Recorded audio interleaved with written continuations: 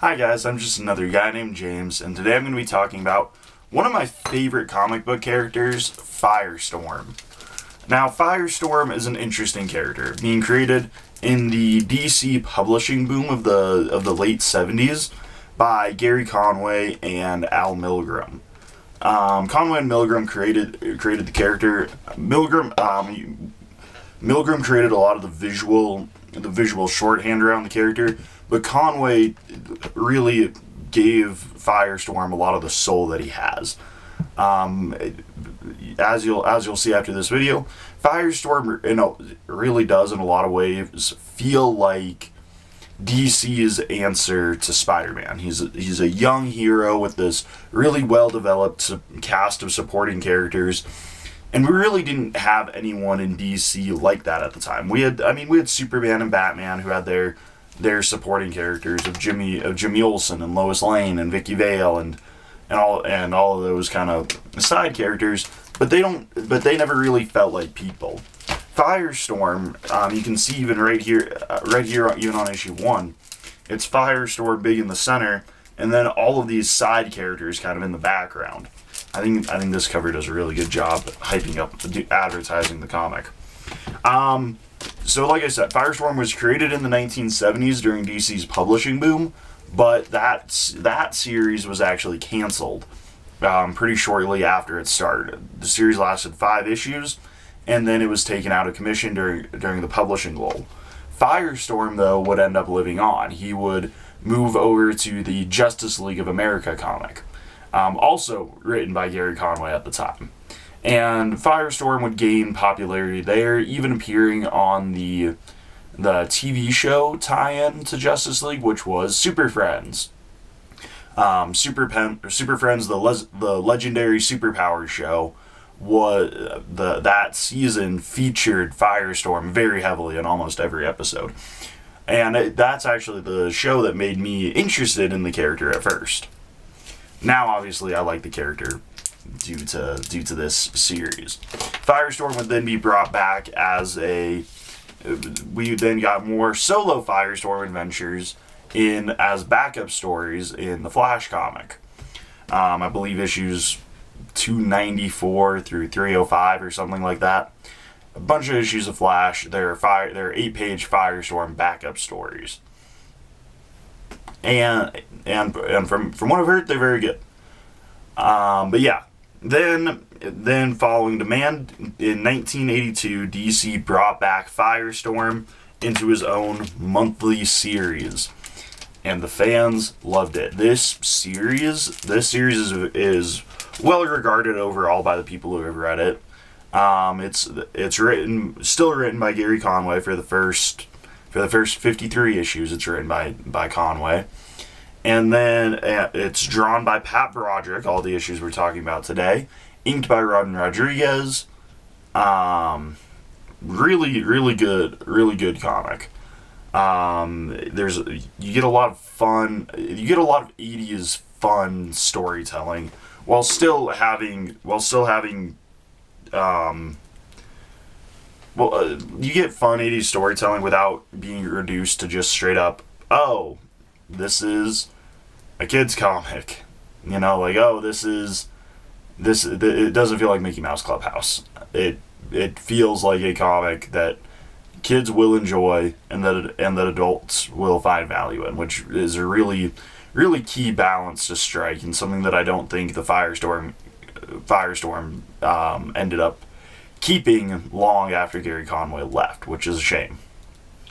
But yeah, let's see. Yeah, writers, artists, all that. Okay, let's just hop straight into our story, which today opens on Firestorm taking a nap in the clouds above New York City, exhausted from patrolling the streets. But as he falls asleep, his density-shifting powers stop working, and he goes solid once again, falling down to Earth, but he regains control on time and he is able to fly back home.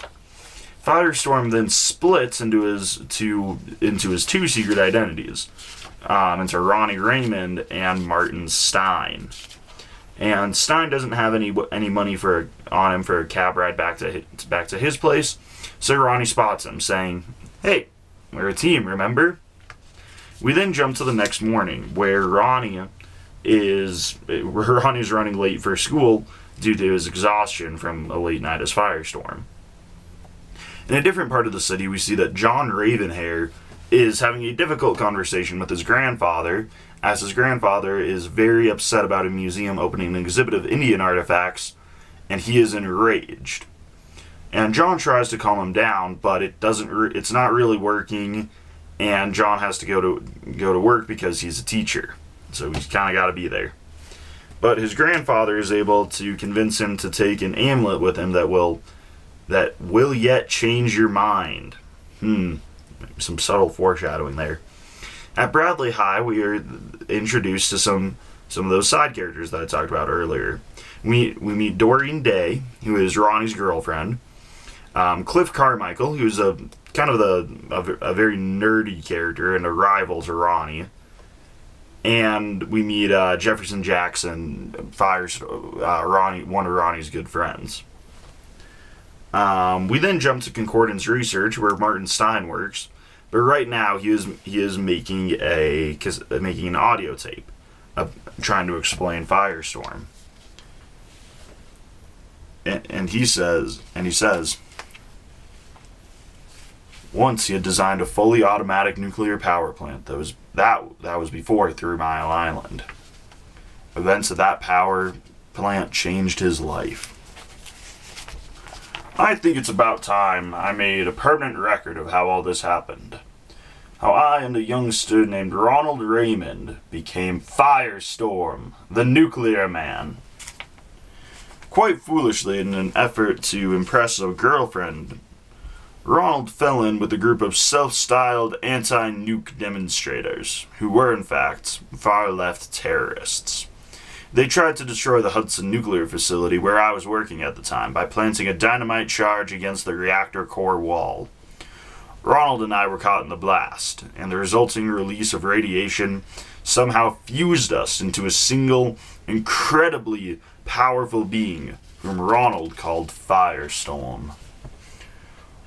Also caught in that freak radiation release was my assistant, Danton Black, though we did not know it at the time. He too was affected, but where Ronald and I fused, Danton Black fissioned. He gained the ability to duplicate himself in pairs, and driven by jealousy and ambition, he became Multiplex, the multiple man. He was the first foe Ronald and I encountered. Next was Killer Frost, whose ability to manipulate intense cold made her one of our deadliest enemies. And of course, there was the Hyena, the nocturnal scavenger of crime, whose loyalties seemed hopelessly divided between criminals and crime fighters. The Hyena was at last revealed to be Summer Day, elder sister of Ronald's amour, Doreen Day. Hers was a tragic tale. Hopefully now she'll receive the psychiatric help she so desperately needs. Most of what I know comes from Ronald's exploits. Most of what I know comes from Firestorm's exploits. Comes from Ronald. Because I was unconscious when we first fused, my participation is limited to advice. What Ronald calls kvetching. In the Firestorm state, I'm a kind of an alter ego, visible only to Ronald. And because of this, when we return to our separate identities, I have no memory of what occurs while we are together. End of record. Stein then decides that that's a dangerous thing to leave lying around, so he deletes the tape. We then see Old Man Ravenhair preparing for some sort of ritual in Central Park. Back with John Ravenhair and the class from Bradley High, we see that they are all at a museum on a little field trip, looking at the Indian exhibit. But when John steps aside to talk to his girlfriend, the school nurse, we see that he is being overtaken by a spell from his grandfather. But just as the maximum influence is reached, 2 thugs kill the old man in Central Park. And after that happens, John jumps out and starts causing havoc. So Ronnie calls himself to Professor Stein, and Firestorm arrives on the scene.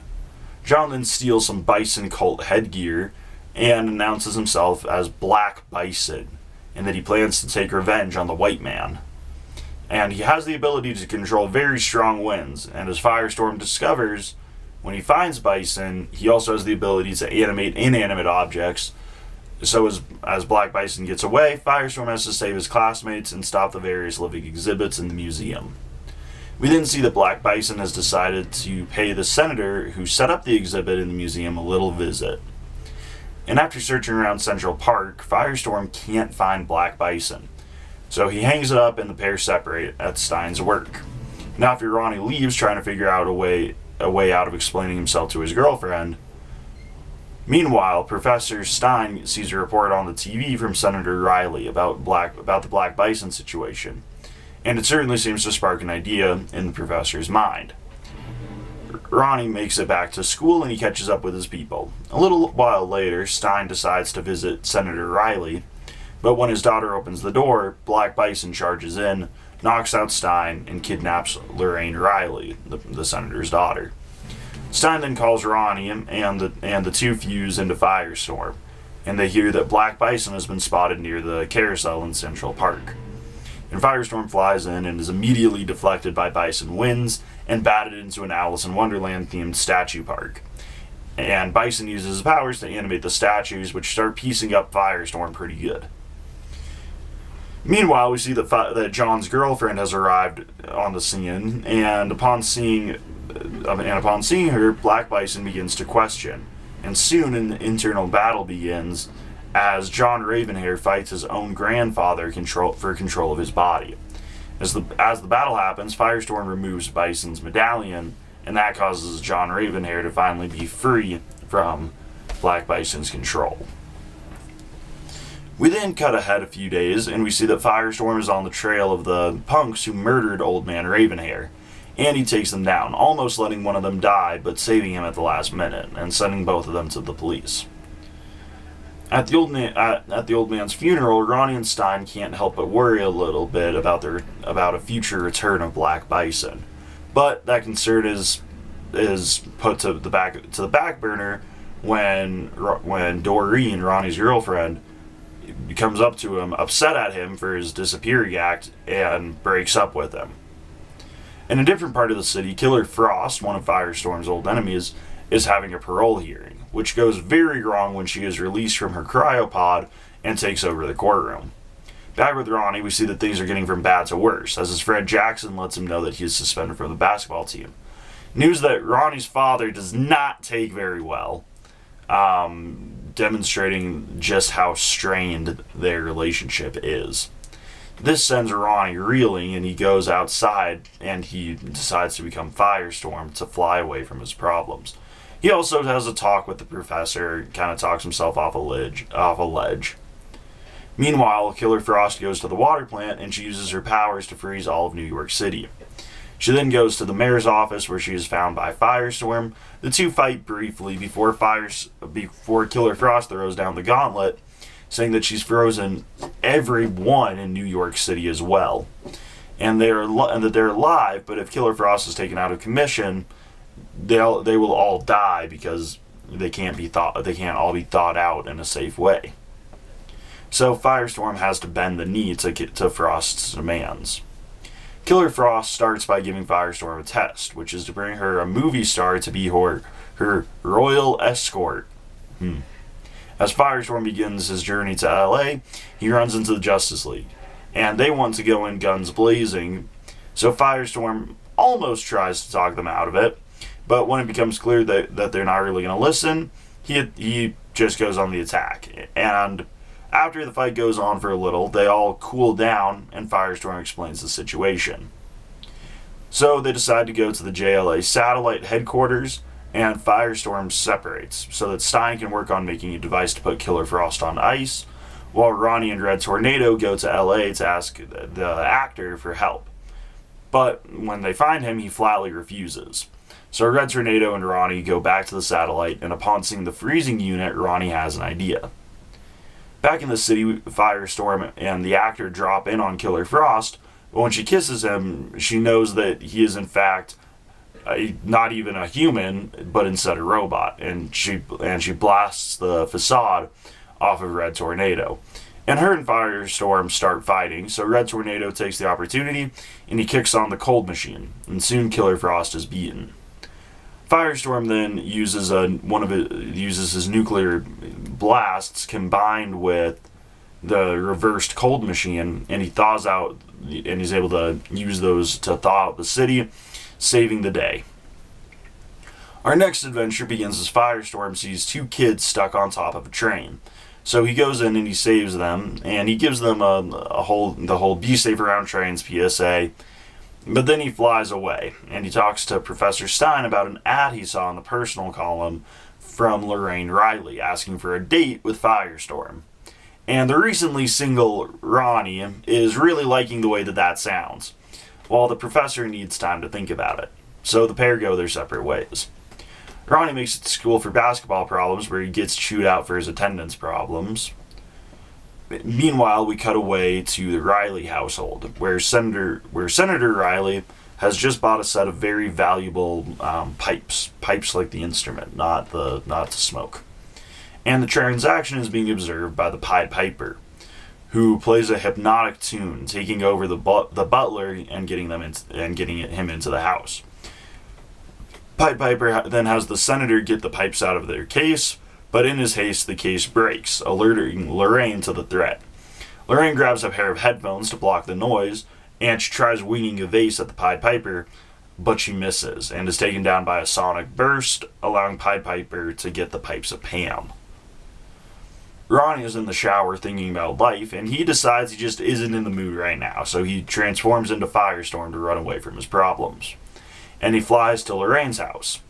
And as they fly, Ronnie convinces Professor Stein that it's a great idea for the both of them, because Lorraine isn't into Ronnie or Stein, but she likes Firestorm, so she likes both of them.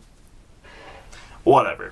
And Stein finds that intriguing enough that he's not gonna really ask any more questions. But as they approach the house, they see the Pied Piper has gathered a crowd of followers in front of him, and the crowd is in danger from an oncoming truck. So Firestorm goes into action, turning the truck immaterial before belting its tires to the road. Firestorm then goes after the Piper, but he is blasted into the crowd, who begin beating on him. The crowd is tearing Firestorm apart until he makes a water hose and does some riot control, including knocking the Piper off the roof. Firestorm then flies into the house to check and see if Lorraine is alright. And he finds her, but as soon as she wakes up, she pulls him into a kiss. But her dad is still tied up in the same room. So Firestorm sets him down, and after making sure the Pied Piper is down for the count, he goes back to smooching. Later at Professor Stein's apartment, we see the two halves of the nuclear man share a conversation, as Stein encourages Ronnie to just call Dorian and actually fix their relationship. Which Ronnie does, and it works. But now Ronnie's left with the question of, frick, what do I do about Lorraine? I just started hanging out with her. Even later than that, in a holding cell, we see that the Pied Piper is somehow turning into a satyr. The next morning, Professor Stein sees an article about the Pied Piper, and he decides to unite Firestorm just as Ronnie is sent out of class for talking. So Firestorm flies into the Pied Piper's hospital room, and he learns that the Piper has been tracking the pipes of Pam from a certain cargo ship, where they seem to be appearing on a semi-recurring theme. So Firestorm decides to check out the ship, and when he tries to land on the deck, he is blasted off by a sonic wave. So he decides to fly through the deck, and he comes face to face with Pam himself. But after fighting a bunch of satyrs for a few minutes, Firestorm boxes up Pam, stopping his music from being heard, which frees all of his captives, turning them back into humans. Our final adventure opens as Firestorm arrives on the scene of a police standoff with a Quebecian socialist terrorist, who is threatening to blow himself up on top of an oil tanker if the government won't listen to him. And as Firestorm tries to pick off the terrorist, we learn that he wasn't bluffing, as he blows himself up, causing a massive inferno for Firestorm to absorb, which he does, but it knocks him unconscious. And when he comes to, he sees Ed Raymond, Ronnie's dad, is asking him some questions about the battle that just happened. because Ronnie's dad's a reporter. That's what he does. But Firestorm is kind of freaked out because he doesn't want his dad knowing his secret identity, and he flies away. We then cut away to the mastermind behind the Quebecian socialist, and we see that she is a woman named Plastique, and that she will be trying this again. Inside Ronnie's dad's newsroom, we see that Ronnie, under the guidance of the professor, has decided to take advantage of a break from school and visit his dad at the office. But we soon see that he isn't the only one taking a special trip to the newsroom, as Plastique barges in and begins making demands and blowing stuff up, threatening to blow up the building and herself if her demands are not met by 10 o'clock. Down on the street, Professor Stein notices all the commotion and finds himself conflicted on whether or not to initiate the Firestorm transformation, because if he does, Ronnie's secret identity will be compromised. Stein eventually decides that he has to do something, so he sneaks into the building so he can shut off the lights and transform into Firestorm under the cover of darkness. Upstairs, Plastique grabs a hostage, moving the clock forward, and at 10:59 the professor finally makes it to the breaker, and after the lights go out, Firestorm arrives back on the scene, and he's able to save his dad and the hostage before taking care of Plastique, as only a teenage boy would think of doing, and he throws the bombs away into the night sky. That's where that particular adventure ends. And so those are that's the first 7 issues, the first 4 stories of the 1982 Firestorm reboot. And I think they do a really great job introducing the series. I would highly recommend that you read them for yourself. I was able to get all of my Firestorm issues for less than $3 an issue. It's a really good series. It's a lot of fun. The first 53 issues of the Conway run are all really good. In this setup, I really like how well these issues set up the series as a whole. I think they do a really good job introducing Ronnie Raymond and Professor Stein. I like the supporting characters that they introduce. I like Firestorm's girlfriend, Doreen Day. She's got more personality than a lot of other DC, specifically love interests from around the same time. She's got more personality than Iris West did before she died. And I think it's a really interesting comic. They do a good job introducing the side characters, characters like John Ravenhair, Cliff Carmichael, Jefferson Jackson, Ronnie's dad, Ed. They do a good job introducing all these characters and making you intrigued by them, if nothing else. I think Cliff Carmichael and Ronnie have a really interesting dynamic, because it's kind of a mirror of Peter Parker and Flash Thompson, where you've got kind of the nerdy one who isn't popular, and you've got kind of the jock who's more popular. Only this time the main character is the jock, and his antagonist is the nerd. I think that's an interesting dynamic. But I do really like this comic overall a lot. I think it has some really interesting villains. Killer Frost being definitely the standout of Firestorm's villains. And she's probably the only one you would hear and be like, oh yeah, I know that character. The only one of Firestorm's villains that you would hear and be like, oh I know exactly who that is.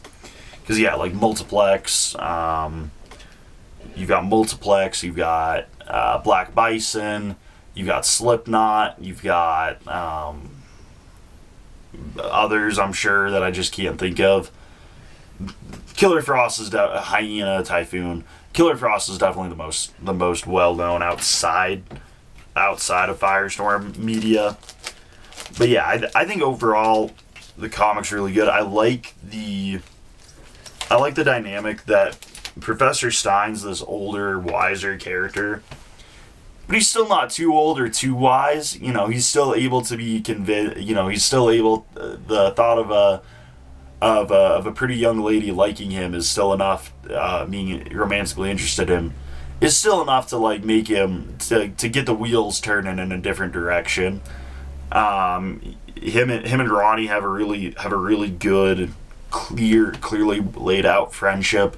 Overall, the Firestorm comic does a really good job of showing you things about the characters instead of telling you about them, which is really nice. Gerry Conway really was and is a master of writing comic books. His run here on Firestorm is excellent. He wrote Spider-Man for years, including the death of Gwen Stacy. He co-created the Punisher. He wrote Justice League of America for years. His writing credits are varied, and most of them are really good. I believe that Gerry Conway actually passed away earlier this year, or maybe even last year. But reading through his work, it's excellent. He's a really talented writer. Pat Broderick, who draws these issues, he does a good job capturing the fun of Firestorm. There's a lot of really good, a lot of good splash pages, a lot of good full page spreads, a couple double page spreads. I think Broderick absolutely kills it with the look of Firestorm. I would say that I like his probably. Pat Broderick's probably one of my favorite Firestorm artists. George Perez is another one who draws Firestorm. He drew the Flash backups. Perez is one of the best artists to ever work in comics, so I would say that his is probably better, but Broderick and Rodriguez do a really good job. And yeah, is Rodriguez? Hold on.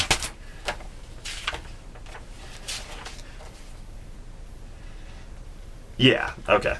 Sorry, I just looked at one of the covers, and it's artists sign their own covers. And all the ones I was looking at were by Pat Broderick and Dick Gordano. And I was like, oh, frick, is it Gordano? It's not. It's Rodriguez. But yeah, I think the comic's really, really fun. I think Conway brings really good writing. Broderick brings really good artwork. I would strongly recommend that anyone who just wants a good piece of DC Comics history from the 80s, I'd highly recommend it. Firestorm is arguably one of the best DC comics to be released before Crisis on Infinite Earths, before the DC reboot of the 80s, and I think it's a really good one. But that's really all I've got to say on this one. Story, characters, really fun. Firestorm's interactions with other heroes, like when he fights the Justice League, that's really cool. Firestorm's powers, I have one more thing I want to say, actually. Firestorm's powers are super interesting, I think. Because he's the nuclear man. What does that mean? He's able to rearrange molecular structures. So, as long as he knows what it is, like what something's supposed to be made out of, he can rearrange the atoms to make it to, like, he can turn this cup into a bouquet of flowers, of artificial flowers.